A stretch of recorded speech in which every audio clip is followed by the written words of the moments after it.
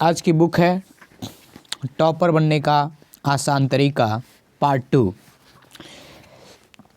Topper बनने के तरीके। First, discipline. डिसिप्लिन एक ऐसा गुण है जो आपको बाकी स्टूडेंट से अलग बनाएगा। टॉपर बनने के लिए आपके अंदर यह क्वालिटी तो होती ही है, हाँ, इसके अलावा आपको मेहनत, दिमाग और विल पावर भी चाहिए। लेकिन डिसिप्लिन के बिना आप यह सब कभी अचीव नहीं कर पाएंगे।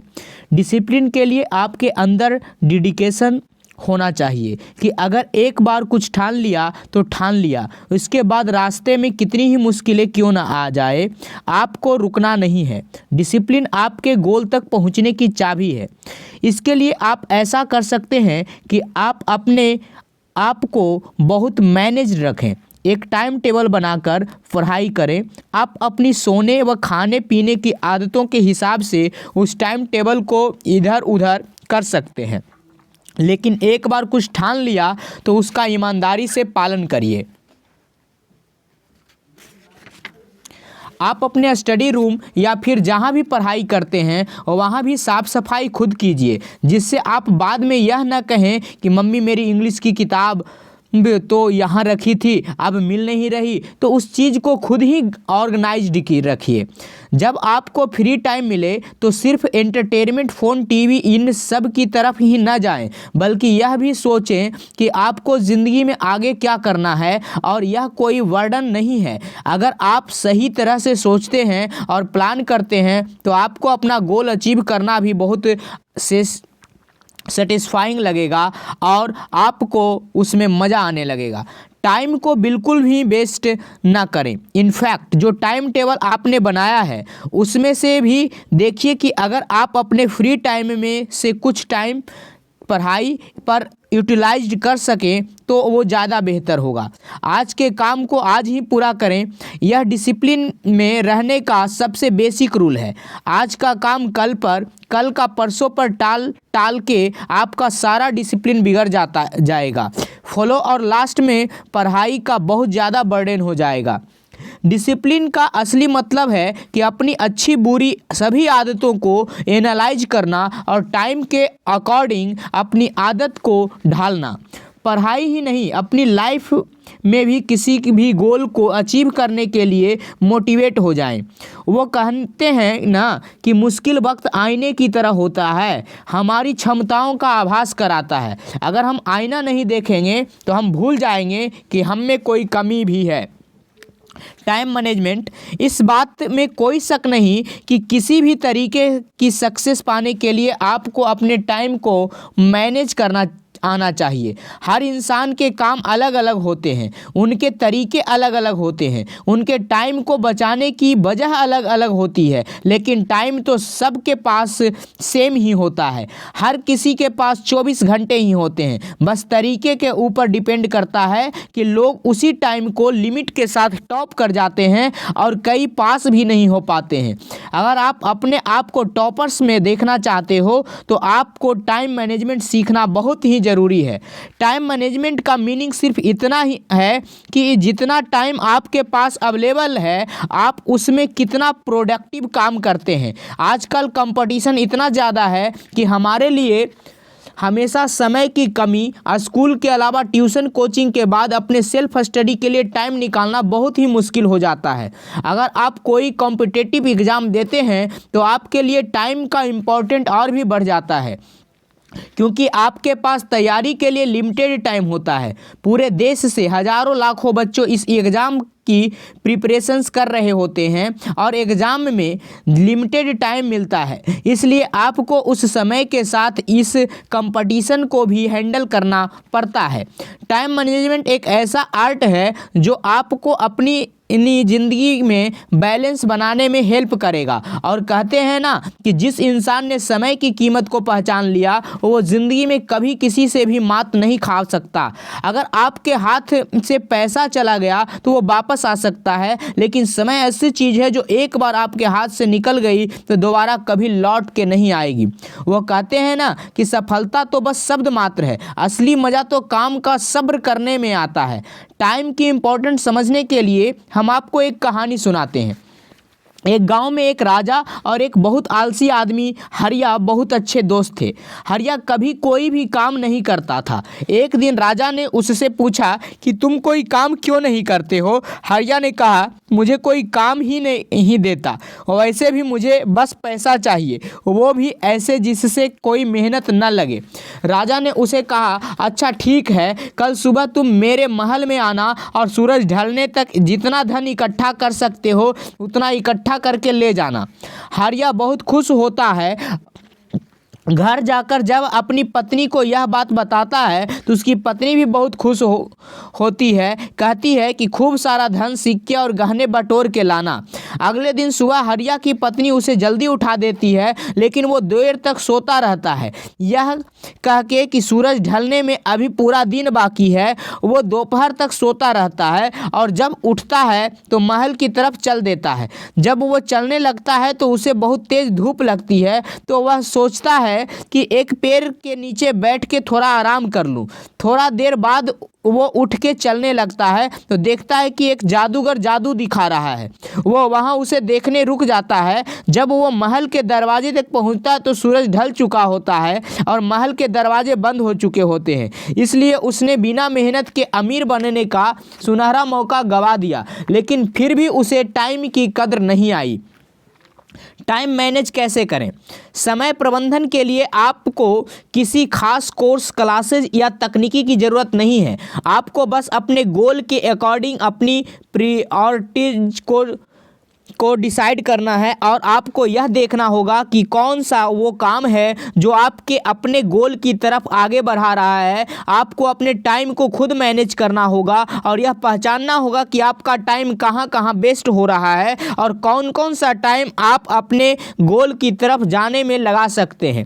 आप अपने पूरे टाइम टेबल को एनालाइज कीजिए कि आप स्कूल, ट्यूशन, खाना पीना छोड़कर बाकी ऐसा कौन सा काम कर रहे हैं जो आपका टाइम ले रहा है लेकिन आपको उससे कोई फ़ायदा नहीं हो रहा है। आपको ज़्यादा और कम इम्पोर्टेंट कामों के अकॉर्डिंग उनके लिए टाइम निकालना होगा। जैसे अगर आपका कल क्लास टेस्ट है या किसी फ्रेंड को कॉल या मैसेज करना है, आपको पढ़ाई करने के लिए टाइम निकालना बहुत ज़रूरी है, तो वो काम आपको पहले करना चाहिए। लेकिन किसी फ्रेंड को कॉल या मैसेज करना कम इम्पोर्टेंट है, इसलिए उसको आप बाद के लिए भी छोड़ सकते हैं। हर काम के लिए टारगेट्स और टाइम लिमिट सेट कर लीजिए कि कौन सा काम आपको कितने टाइम में करना है और आपको यह निश्चित कर ही लेना है कि अगर यह काम को आपने 1 घंटा देना है तो 1 घंटे से ऊपर 5 मिनट भी नहीं लगना चाहिए। घड़ी पर नज़र रखो और उस 1 घंटे में काम को ख़त्म करो। यह रूल आपको तब काम आएगा जब आपको एग्ज़ाम आ रहे होंगे। आप मान लीजिए एक चैप्टर को 1 घंटे में पूरा करने का टारगेट रखते हैं, तो ऐसे करते करते आपका सिलेबस कंप्लीट कर पाएंगे, जिसके बाद आपका रिवीजन के लिए भी काफ़ी टाइम मिल जाएगा। वो कहते हैं ना कि सपने देखना बुरी बात नहीं है, पर जब तक सपने पूरे नहीं होते तब तक आंखें खुली रखना। काम को टालने की आदत छोड़ना। इस बात को भी ऐसा समझा जा सकता है कि आज के काम को आज ही पूरा किया जाए। कई बार हमारा हंसी मजाक मौज मस्ती का मूड होता है, इसलिए हम सोचते हैं कि चलो कोई बात नहीं, आज मज़े कर लेते हैं, कल पढ़ लेंगे। अब ऐसे ही हम अपने काम को अगले दिन पर टाल देते हैं। अगले दिन कोई और बहाना मिल जाता है और कल परसों बन जाता है। इसलिए कंडीशन में से ज़रूर बचिए। मैक्सिमम टाइम को बचाना, यह एक बहुत इम्पॉर्टेंट पॉइंट है। स्टूडेंट को पता भी होता है कि यह चीज़ टाइम वेस्ट करेगी, लेकिन फिर भी औरों को देखा देखी करते हैं और बाद में अफसोस भी करते हैं। जैसे हर दिन कम से कम 2 से 3 घंटे इंटरनेट, व्हाट्सएप, फेसबुक, कई बार तो वो किसी से बात भी नहीं कर रहे हो, बस लोगों की फ़ोटोज़ देखने में लोग क्या कर रहे हैं यह सब देखने में टाइम वेस्ट कर देते हैं, पर अपनी ज़िंदगी में क्या चल रहा है इसका पता नहीं। आप अपने फ्रेंड्स को देख के आप भी इंटरनेट पर लग जाते हैं। आपको यह नहीं पता कि वो खुद तो अपना पूरा सिलेबस कंप्लीट करके अपना माइंड फ्रेश करने के लिए फेसबुक पर बैठा है और आप सोच रहे हैं कि भाई नहीं पढ़ रहा है तो मैं क्यों पढूं। कई बार आपको आपकी यह दोस्ती और भाईपंतियां भी मरवा देती है। इसलिए अपना टाइम खुद सोच के मैनेज करें, न कि किसी के बातों में आकर। वो कहते हैं ना कि अगर तुम अपने सबसे बड़े सपने को पूरा करने की कोशिश नहीं कर रहे हो तो यकीन मानो तुम वो नहीं कर रहे हो जिसके लिए तुम दुनिया में आए हो।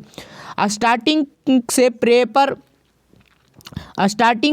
प्रिपेयर करें। आपको बहुत सारे लोग ऐसे टिप्स देंगे कि आप एक दिन में कैसे टॉप करें, एक रात में कैसे टॉप करें, एक महीने में कैसे टॉप करें। लेकिन आपको यह पता है कि जो मोस्टली टॉपर्स होते हैं वो सेशंस के स्टार्ट होने से भी पहले से पढ़ाई करना स्टार्ट कर देते हैं। एग्ज़ाम वाली रात कोई जादू की छड़ी आके नहीं घूमेगी और आपको टॉपर बनाकर चली जाएगी, वो भी आपको बिना मेहनत के। इसलिए सेशन से पहले तो नहीं, लेकिन जैसे ही स्कूल में पढ़ाई शुरू होती है वैसे ही आप भी क्लास के साथ सेल्फ स्टडी करना शुरू कर दो। आपको ट्यूशन की भी ज़रूरत नहीं पड़ेगी। अगर आप स्कूल में कुछ अच्छे से समझते हो और उसको घर आकर रिवाइज करते हो तो इससे आपको यह फ़ायदा है कि जब पेपर आएंगे तो आप स्ट्रेस में नहीं होंगे, क्योंकि आपको पता है कि ये सब आपको आता है। पर यह भी नहीं कि ओवर कॉन्फिडेंस में आ जाओ कि तुम्हें तो सब आता है। आपकी तैयारी करने के लिए कम टाइम ज़रूर लगेगा, लेकिन तैयारी आपको अब भी करनी है। तो बस आपको रिवीजन करना होगा और आप चाहो तो अपने दोस्तों को भी पढ़ा सकते हो। इससे आपकी तैयारी और भी पक्की हो जाएगी। कंसंट्रेशन के बिना इंसान कोई भी काम नहीं कर सकता। अगर आपको सुई में धागा भी डालना है तो तब भी आपको कंसंट्रेशन की ज़रूरत है। और आपके पास दुनिया में डिस्ट्रैक्शन हज़ारों हैं, पढ़ने में भी आपको पूरे ध्यान की ज़रूरत है। बहुत से स्टूडेंट्स की यह प्रॉब्लम होती है कि वो जब भी पढ़ाई करते हैं तो उनका ध्यान इधर उधर भटकने लगता है और फिर हम छोटी छोटी चीज़ों से डिस्टर्ब होने लगते हैं। चार घर छोड़ के कहीं गाने चल रहे हैं तो हम सोचते हैं कि नहीं यार, ऐसे तो पढ़ाई हो ही नहीं पाएगी। लेकिन ऐसा नहीं है, यह बस एक बहाना है।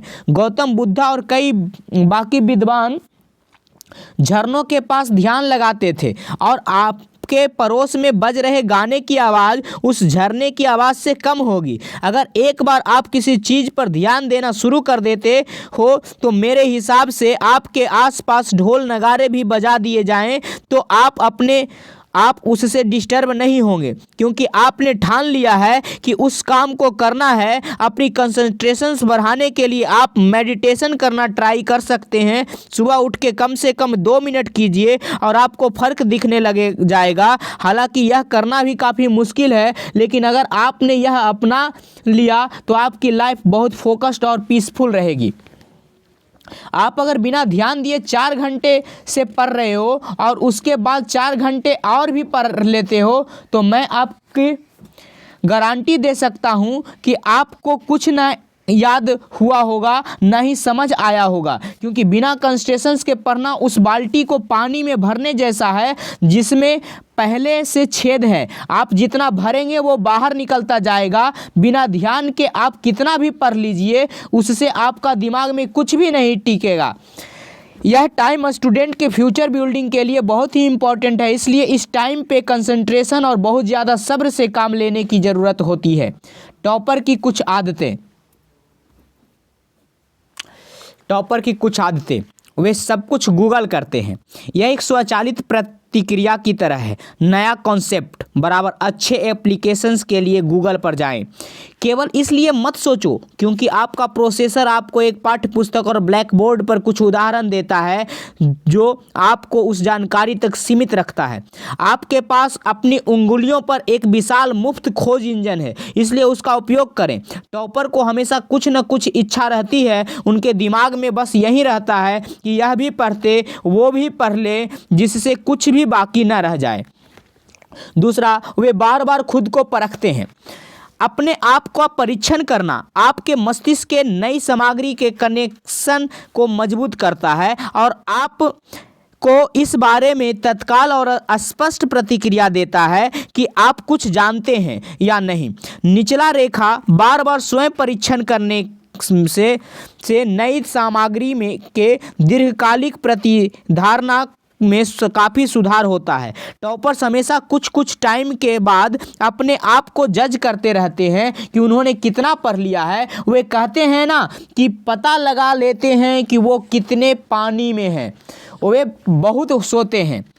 किसी भी क्षेत्र में शीर्ष प्रदर्शन करने वाले कि दैनिक दिनचर्या गहन कार्य की अवधि प्रतिदिन 4-6 घंटे की विशेषता है। उसके बाद उच्च गुणवत्ता वाली नींद प्रतिदिन लगभग 9 घंटे की महत्वपूर्ण मात्रा होती है। आप शीर्ष वायलिन कौतुक और शतरंज चैंपियन साथ ही अभिजात वर्ग के एथलेटिक्स में इस प्रवृत्ति को देखते हैं। यह विचार आराम के साथ गहन कार्य की अवधि को वैकल्पिक करने के लिए है ताकि आप अपने तंत्रिका तंत्र में नए कनेक्शन का निर्माण करें और फिर उन लाभों को आत्मसात करने के लिए पर्याप्त समय दें।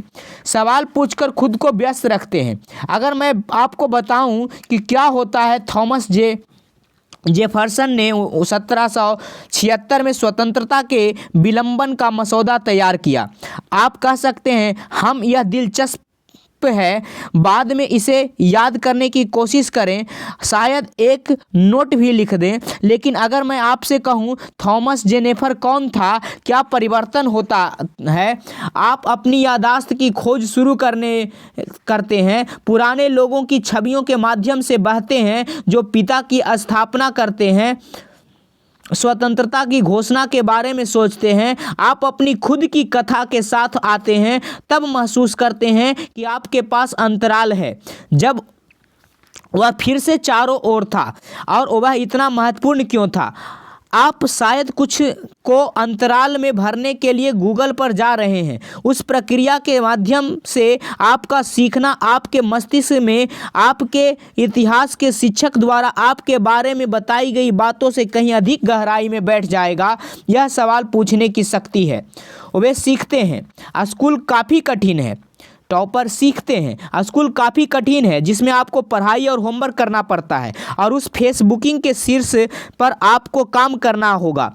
यह सीखने के लिए आपको जितना संभव हो उतना अधिक हास्यास्पद लगेगा। क्या तुम पागल हो? लेकिन यह ठीक है कि शीर्ष छात्र क्या करते हैं और विरोधाभासी रूप से वे यह समझने के लिए कम समय बिताने का प्रयास करते हैं कि होमवर्क की समस्याओं को कैसे किया जाए और इसकी वजह से परीक्षाओं के लिए कम समय का अध्ययन। क्योंकि जब आप कक्षा में प्रस्तुत किए गए अतीत को अधिक सीख लेते हैं तो आप विषय के लिए एक बेहतर ढांचा तैयार करते हैं।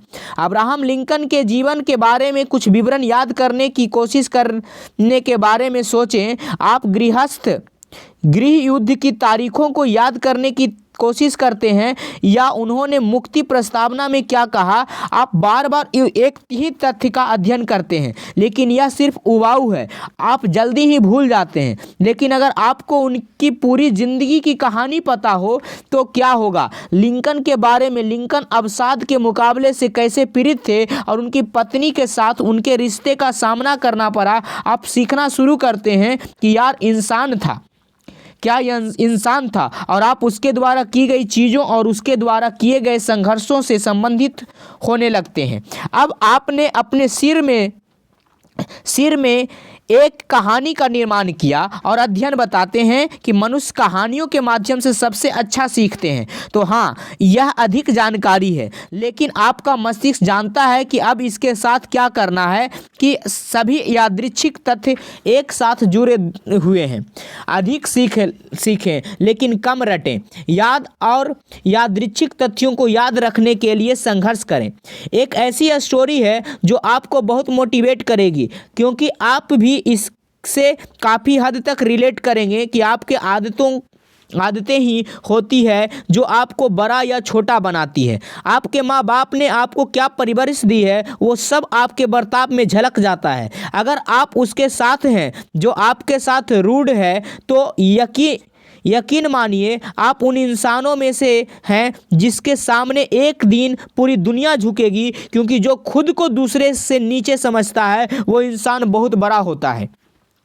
एक टैक्सी कंपनी के मालिक से एक रिपोर्टर ने पूछा कि आप पहले ड्राइवर थे और आप एक टैक्सी कंपनी के मालिक हैं, तो आपने इतना बड़ा सफ़र कैसे तय किया? तो उस ड्राइवर ने बताया कि जब भी मैं अपनी किसी पैसेंजर को लेने जाता था तो मैं गाड़ी से बाहर निकल के उनके लिए दरवाज़ा खोलता था, वे भी एक स्माइल के साथ, भले ही सामने वाला इंसान गुस्से में हो या खुश हो या फिर वो मुझसे कैसी भी बातें करे। जब वो गाड़ी में बैठ जाते थे तो मैं उनसे पूछता था कि सर, मैडम, अगर आप चाहें तो मेरे पास टैक्सी में इंग्लिश और हिंदी मैगजीन भी है, अगर आप पढ़ना पसंद करें। कुछ लोग पढ़ लेते थे, कुछ लोग मुंह पे मना कर देते थे, लेकिन अपनी स्माइल को कभी नहीं बदला। मैं तब भी उनसे पूछता था कि अगर आपको म्यूजिक का शौक है तो बताइए, मेरे पास हर तरह के गाने हैं। कुछ लोग अपनी पसंद बता देते थे और कुछ गाली देकर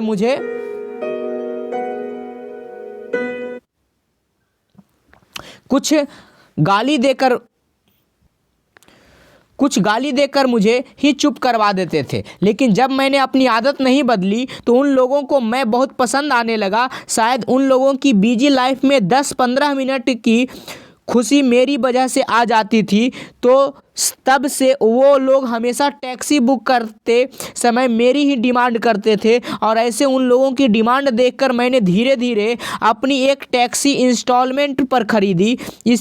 उसकी इंस्टॉलमेंट पूरी हुई तो दूसरी टैक्सी खरीद ली। ऐसे करते करते मेरी बहुत सारी टैक्सियां हो गई और आज मैं आपके सामने हूं। तो भले ही सामने वाला इंसान आपके साथ कैसा बर्ताव क्यों न करे, जब आप अपनी अच्छाई नहीं छोड़ते तो सामने वाला भी आपसे खुश होने लगता है। कुछ चीज़ें जिनसे स्टूडेंट को बचना चाहिए। खुद को नेगेटिव सोच वाले लोगों से दूर रखें। वे कहते हैं ना, वहाँ तूफान भी हार जाता है जहाँ कश्तियाँ जिद पे आ जाती है।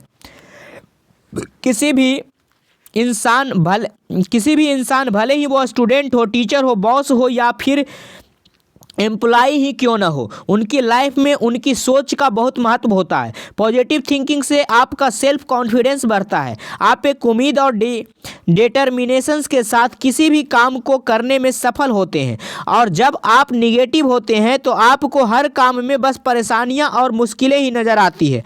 जो लोग नेगेटिव रहते हैं वो अपने गोल की तरफ बहुत केयरलेस हो जाते हैं। उनके हर काम में नर्वसनेस, हिचकिचाहट होती है और सीरियसनेस की कमी होती है। आजकल इतना कंपटीशन है कि कोई पॉजिटिव रह ही नहीं पाता, क्योंकि फेल होने के चांसेस ज़्यादा होते हैं। इसलिए हम मेहनत करने से भी कतराते हैं, यह सोच के कि होना तो फेल ही है। अगर आपको सक्सेसफुल होना है तो आपको अपने आप को पॉजिटिव थिंकिंग या पॉजिटिव वाइब्स से भरना होगा।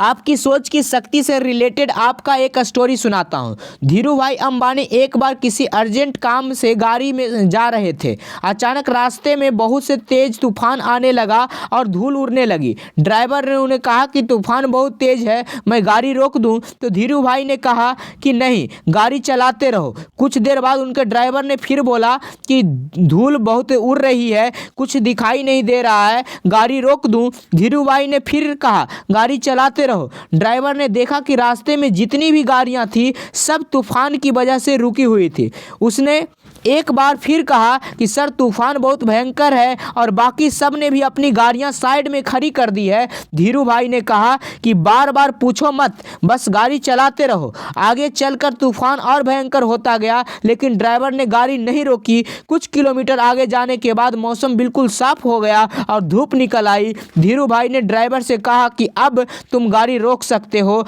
और बाहर निकल सकते हो। ड्राइवर ने हैरान होकर पूछा कि अब क्यों? धीरू भाई ने कहा कि अब जब तुम बाहर निकलोगे तो देखोगे कि जो लोग रास्ते में रुके थे वो अब भी तूफान में ही फंसे हैं, क्योंकि तुमने कार चलाना नहीं छोड़ा, इसलिए तुम तूफान से बाहर हो। मजबूत से मजबूत इंसान भी मुश्किल में कोशिश करना छोड़ देता है, लेकिन कोशिश करना कभी छोड़ना नहीं चाहिए, क्योंकि कोशिश के आगे कोई मुश्किल ज़्यादा देर नहीं टिक पाएगी। ऐसा नहीं है कि ज़िंदगी बहुत छोटी है, बस हम जीना ही देर से शुरू करते हैं। इसलिए ट्राई करें, बिना हार मान लेने से पहले अपनी सोच को बदलो, क्योंकि शायद ट्राई करना ही बहुत फ़ायदेमंद साबित हो जाए। ये निगेटिव सोच स्टूडेंट को सबसे ज़्यादा एग्ज़ाम रिजल्ट्स के बाद होता है। खुद को इतना पुश करने के बावजूद आपके मार्क्स अगर उतने नहीं आए जितने आप चाहते थे, तो दुख तो ज़रूर होता है, लेकिन इसके बाद आप हार मान जाएं और फिर सोचें कि जीने का कोई मकसद ही नहीं बचा, तो आप बहुत ज़्यादा गलत हैं। अभी तो आपने सिर्फ स्कूल के एग्ज़ाम दिए हैं और आप उसके रिजल्ट्स से इतने डिसपॉइंटेड हो गए, लेकिन आपको पता है असल ज़िंदगी का स्ट्रगल अभी शुरू भी नहीं हुआ है। जब आप स्कूल से निकलोगे और बाहर की दुनिया देखेंगे, आपको कितनी मेहनत और कितनी मुश्किलों का सामना करना पड़ता है। अगर नौकरी में जाते हैं तो रोज बॉस की डांट सुनना, बिजनेस कर रहे हैं तो उसमें लॉसेस, पर्सनल प्रॉब्लम्स और कहने के लिए कोई ना होना, यह सब फेस करोगे तो आपको लगेगा कि स्कूल वाला स्ट्रेस तो इससे काफ़ी कम और बेहतर था। वो कहते हैं ना, भाग्य और दूसरों को दोष क्यों देना, जब सपने अपने हैं तो कोशिश भी अपनी होनी चाहिए। Quality over quantity. बहुत से स्टूडेंट को यह मिसकंसेप्शंस है कि ज़्यादा पढ़ना ज़रूरी है, इसलिए एग्ज़ाम की तैयारी करते हुए स्टूडेंट्स एक सब्जेक्ट की 4-5 किताबें खरीद लेते हैं। अगर किसी ने सजेस्ट कर दिया कि यह वाली बुक ज़्यादा बढ़िया, तो वो भी खरीद लेते हैं और उसके बाद उनको खुद को ही हिसाब नहीं रहता कि उनके पास बुक्स कितनी और कौन कौन सी है। अब एक ही सब्जेक्ट की इतनी सारी बुक्स पढ़ने में आपका टाइम और मेहनत तो बर्बाद होती ही है, बल्कि उनमें से कई किताबों में से एक ही क्वेश्चन को सॉल्व करने के अलग अलग मेथड्स दिए होते हैं। आपके स्कूल में अलग मेथड सिखाया गया होगा, आपके ट्यूशन में अलग मेथड सिखाया गया होगा, तो उसमें आप बस कन्फ्यूजन होकर रह जाते हैं। आपको क्वालिटी और क्वांटिटी में फ़र्क जानना होगा। मान लीजिए कि आप लोकल कपड़े लाते हैं, आप 100 रुपये के 4 टी शर्ट ले आए और वहीं आपका दोस्त 600 रुपये में कंपनी की टी शर्ट लेके आया। आप सोच रहे होंगे कि आपके पास तो उससे भी कम में 4 टी शर्ट आ गई और उसके पास सिर्फ एक, लेकिन कुछ टाइम बीतने के बाद आपको यह पता चलेगा कि आपकी चारों टी शर्ट का रंग फेड होने लगा है, किसी की सिलाई निकल रही है और आपके दोस्त की टी शर्ट इतनी बार धुलने के बाद भी वैसी है।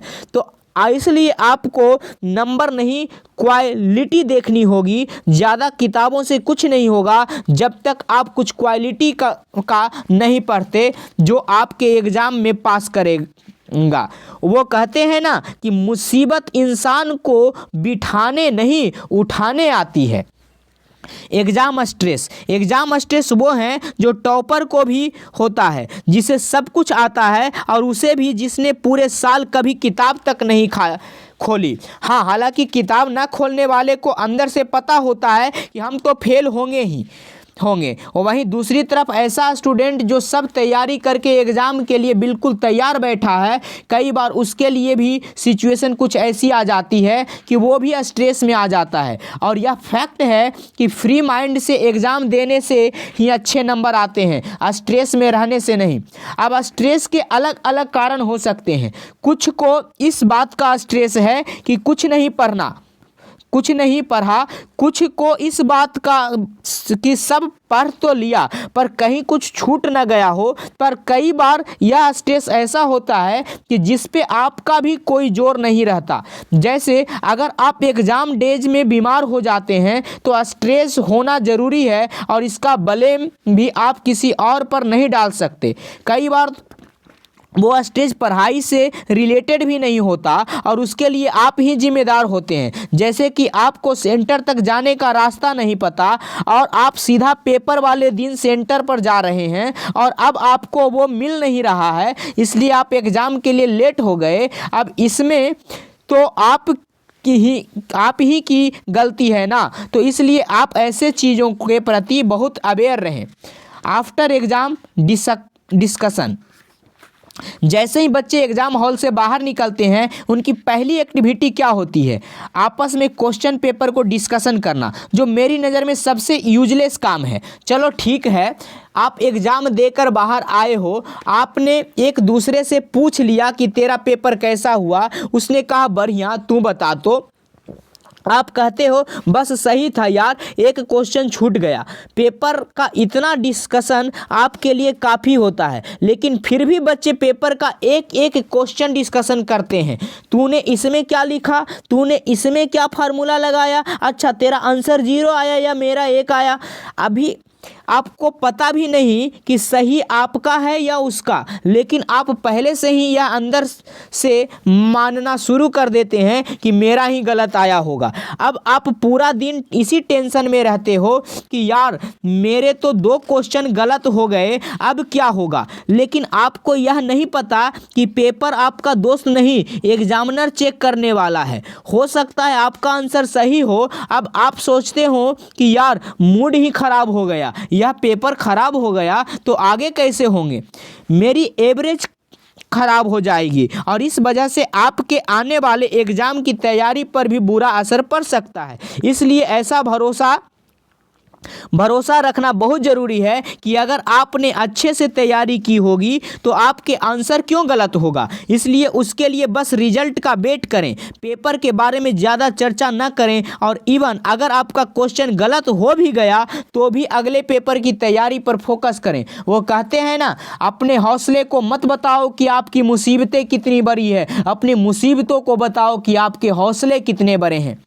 खुद को दूसरे से कंपेयर करना, भगवान ने सबको शरीर के अंग तो एक जैसे दिए, दिमाग भी एक जैसा दिया, लेकिन आप उस दिमाग को किस हद तक काम करने पे लगा सकते हो या आप उसे गिवन दिमाग को किस तरीके से और किस जगह पर यूज करते हो। आप देखते होंगे आपका एक दोस्त है जिसके 90 मार्क्स आते हैं और आपके 60, जबकि आप क्लास में भी एक साथ बैठते हैं, एक साथ पढ़ते हैं, ट्यूशन में भी एक साथ ही पढ़ते हैं, तो फिर मार्क्स में इतना डिफरेंस कैसे आ जाता है? उसका रीज़न यह है कि शायद जब आप साथ नहीं होते तो वो सेल्फ स्टडी करता होगा और इसी तरीके से करता होगा कि वो टॉपर बन जाता है। अब आप इस डिप्रेशन में रह गए कि भैया यह हो कैसे जाता है, और होता है तो ठीक, पर मेरे साथ क्यों नहीं होता। आजकल कंपटीशन इतना है कि आपके 1% से फ़र्क पड़ता है। आप गवर्नमेंट यूनिवर्सिटीज़ में ऑडिशन लेने जाओगे तो वहाँ आपको कट ऑफ 98-99% से कम मिलती ही नहीं है। तो अगर आप अपने स्कूल के टॉपर्स भी हो और किसी भी अगर आपके 95% आए हैं तो वो भी बस आपको रिजल्ट से 4 दिन बाद तक ही की खुशी देगा, क्योंकि जब उसके बाद आप बाहर एडमिशन लेने निकलोगे तब आपको लगेगा कि यार यहाँ तो मुझसे भी धुरंधर बैठे हैं। लेकिन बात क्या है ना कि आप खुद को किसी दूसरे से कंपेयर नहीं कर सकते, क्योंकि जो उसके पास है वो आपके पास नहीं होगा, लेकिन जो आपके पास है वो किसी के पास नहीं होगा। मार्क्स कम क्यों आते हैं? फेलियर, क्या फेल होना कोई पाप है? क्या उसके बाद ज़िंदगी ख़त्म हो जाती है? नहीं, फेल होना एक गलती ज़रूर है, लेकिन अगर आप फेल होने के बाद अपने आप को रोक देते हैं, सोचते हैं कि बस अब इसके आगे और कुछ करने को नहीं बचा, उसे फेलियर कहते हैं और यह आपकी सबसे बड़ी गलती होगी। अब आप लोग कहोगे कि जब ब्रेकअप होता है तब भी तो हम सब काम छोड़ देते हैं, 6-7 महीने तो कम से कम आपको मूव ऑन करने में लगेगा ही। तो जब रिलेशनशिप में फेल होने के बाद कुछ महीना डिप्रेशन ज़रूर है, तो एग्ज़ाम में फेल होने के बाद क्यों नहीं?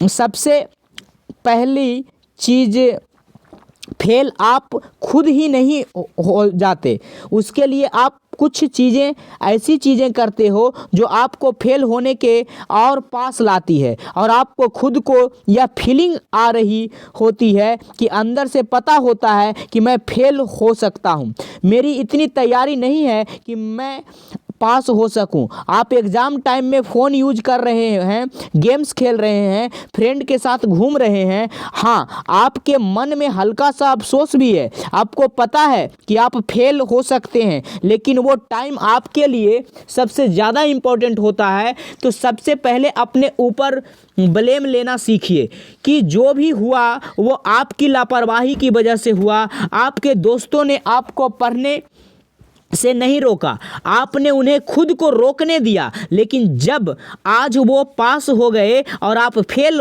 तो इसमें आप उनकी तो कोई गलती नहीं ठहरा सकते ना। इसलिए फेल होने से पहले ही उसकी वजह को ख़त्म करो। और अगर फेल हो भी जाते हो तो अगली बार के लिए ट्राई करते रहो, क्योंकि ज़िंदगी आपको बहुत मौके देगी। बस आपको अपने वाले मौके को चुनकर उसका फ़ायदा उठाना है।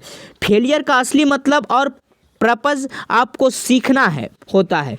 कई बार हम सक्सेस के इतने आदी हो चुके होते हैं कि हम कभी सोच भी नहीं पाते कि हम भी फेल हो सकते हैं। और ओवर कॉन्फिडेंस फेलियर का सबसे अच्छा दोस्त है।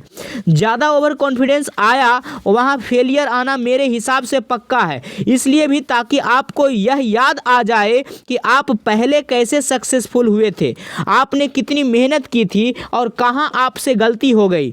जितना तुम सोचते हो समय उससे कहीं ज़्यादा तेज़ी से निकल रहा है।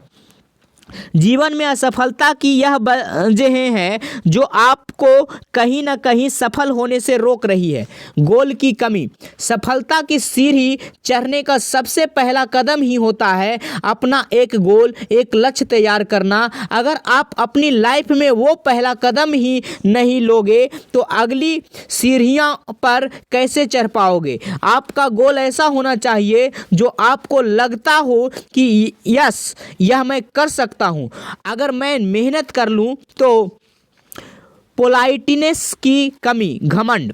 आपको ज़िंदगी में कभी अपने माइंड में यह चीज़ नहीं आने देनी चाहिए कि मुझे सब आता है, मुझे सब पता है, मैं सब कुछ कर सकता हूँ और कोई भी दूसरा इंसान मुझे कुछ सिखा नहीं सकता क्योंकि मैं ही सबसे बुद्धिमान हूँ। आपको अंदाज़ा भी नहीं है कि कई बार कितनी छोटी छोटी चीज़ें या कई बार एक छोटा सा बच्चा भी आपको ज़िंदगी का सबसे बड़ा सबक दे जाता है।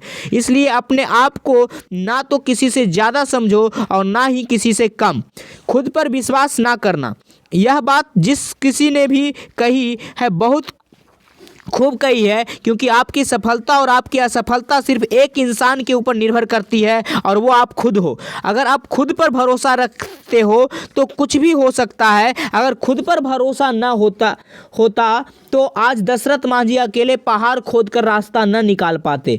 एग्ज़ाम में कम अंक आने की वजह अपनी कमजोरियों को न समझ पाना। ज़्यादातर स्टूडेंट अपनी कमजोरियों को पहचान नहीं पाते हैं, वह कभी भी उन्हें बेहतर करने के बारे में नहीं सोचते।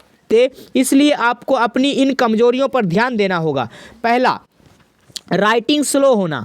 बहुत से स्टूडेंट को यह प्रॉब्लम होती है कि वो धीरे लिखने की वजह से पेपर छोड़ देते हैं, कई सवाल छोड़कर आ जाते हैं। आपकी अच्छी और फास्ट राइटिंग से आपका एग्जामिनर भी इम्प्रेस होता है और आपका एग्ज़ाम टाइम से पहले हो जाता है, जिससे आपको अच्छी प्रेजेंटेशन करने का मौका मिल जाता है। समझाने और लर्निंग पावर। बहुत से स्टूडेंट ऐसे होते हैं जो टीचर के पढ़ाते पढ़ाते तक की टॉपिक को याद कर लेते हैं। कुछ ऐसे होते हैं जिन्हें एक बार फिर से पढ़ने से याद होता है, कई को 2-4 बार पढ़ने पे याद आ जाता है। कुछ लोग ऐसे होते हैं जिन्हें याद तब होता है वो समझाने के टाइम पे ही अच्छे से समझा देते हैं, लेकिन एग्ज़ाम टाइम पर वो खुद को ढंग से प्रेजेंट नहीं कर पाते और कम मार्क्स लाते हैं। मार्किंग इस बेसिस पे होती है कि आपने पेपर में क्या लिखा है, ना कि इस बेसिस पे कि आपको कितना आता है। इसलिए नॉलेज रखना बहुत अच्छी बात है, लेकिन आपको अपना पढ़ने समझने का तरीका पहचानना होगा और देखना होगा कि आप कितनी देर में कितना याद कर सकते हैं और आप कैसे लिखने की तकनीकी को बेहतर कर सकते हैं। High expectation. कई स्टूडेंट बाकी बच्चों की देखा देखी में कुछ एग्ज़ाम की कोचिंग ज्वाइन कर लेते हैं, यह बिना सोचे कि उनका इससे इंटरेस्ट इंटरेस्ट है भी या नहीं, एडमिशन ले लेते हैं। कोचिंग में बाकी बच्चों की बराबरी करने की कोशिश करते हैं। ज़रूरी नहीं कि हर इंसान का माइंड का लेवल और इंटरेस्ट एक जैसा हो। अब जब आप किसी की देखा देखी में कुछ कर रहे हो तो क्या पता उस इंसान ने अपने इंटरेस्ट के हिसाब से एडमिशन लिया हो। अब उसमें आ जाएंगे अच्छे नंबर और आप रह जाओगे पीछे, और फिर आपको यह एहसास होगा कि अरे मैं कैसे पीछे रह गया। अपने से एक्सेप्ट करना अच्छी बात है, लेकिन आप खुद से वो चीज़ें क्यों एक्सेप्ट कर रहे हैं जो आप करना ही नहीं चाहते। जब तुम नहीं पढ़ रहे हो उस समय कोई ना कोई पढ़ रहा होगा, और जिस दिन वो तुमसे मिलेगा वो जीत जाएगा। डिस्ट्रैक्शन। स्टूडेंट लाइफ ना बहुत कॉम्प्लेक्स होती है, इन्हें पढ़ना भी है, फैशन में भी रहना है, दुनिया में क्या चल रहा है वो भी फॉलो करना है, घर वालों की एक्सपेक्टेशंस को भी पूरा करना है। अब इतने सारे काम एक इंसान के बस की बात तो है नहीं, इसलिए हम हो जाते हैं डिस्ट्रैक्ट। स्टूडेंट का सबसे बड़ा डिस्ट्रैक्शन है प्यार, अट्रैक्शन, अटैचमेंट। तो इससे रिलेटेड एक कहानी मैं शेयर करता हूँ। स्टूडेंट लाइफ में टॉपर होना सबसे अच्छी फीलिंग है। आपको सब पसंद करते हैं, सब आपसे खुश रहते हैं। इस कहानी में एक लड़का है जिसका नाम राहुल है।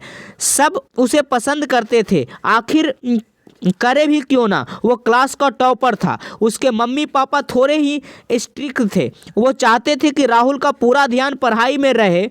पढ़ाई के अलावा बाकी चीज़ों के लिए उसे बहुत लिमिटेड टाइम ही मिलता था, और राहुल भी इस रूटीन में ढल चुका था। पर उसके मम्मी पापा कभी कभी उसके मार्क्स को लेकर कुछ ज़्यादा ही स्ट्रिक्ट हो जाते थे, इसलिए वो काफ़ी परेशान हो जाता था। लेकिन हर राज की एक सिमरन ज़रूर होती है। उसकी लाइफ में उसकी बेस्ट फ्रेंड रिया ही उसके लिए एक खुशी का सोर्स थी। उसे जब भी कोई परेशानी होती तो उसे शेयर करता। रिया पढ़ाई में एवरेज थी, लेकिन उसे पता था कि राहुल के पेरेंट्स उसकी पढ़ाई को लेकर बहुत सीरियस हैं, इसलिए उसकी पढ़ाई के साथ कभी कॉम्प्रोमाइज़ नहीं होने देती थी। दोनों 12th में आ गए, और यह एक ऐसी स्टेज होती है जहां हर बच्चा सीरियस हो जाता है, क्योंकि यही स्टेज आगे चलकर आपका फ्यूचर डिसाइड करती है। तो फिर राहुल के पेरेंट्स तो उस पर और भी स्ट्रिक्ट हो गए। एग्ज़ाम आने से थोड़े टाइम पहले ही उससे उसका फ़ोन ले लिया गया। टीवी भी वो बेचारा पहले भी नहीं देख पाता था। इसी बीच उस पर काफ़ी ज़्यादा प्रेशर आ गया। पढ़ाई से तो वो डील कर लेता था, लेकिन अब फ़ोन नहीं था तो वो अपने दिल की बातों के किससे शेयर नहीं कर पाता। 12th के एंड के दिनों में बहुत कम बच्चे ही स्कूल आते थे जिन्हें राहुल और रिया भी थे, लेकिन राहुल जब रिया से बात करने जाता तो रिया उससे दूर चली जाती, उसे बस इग्नोर करती, और राहुल सोचता रह जाता कि अब बस स्कूल में ही तो हम बात कर सकते हैं, पर रिया यहाँ भी क्यों मुझसे बात नहीं कर रही। ऐसा कभी नहीं हुआ था।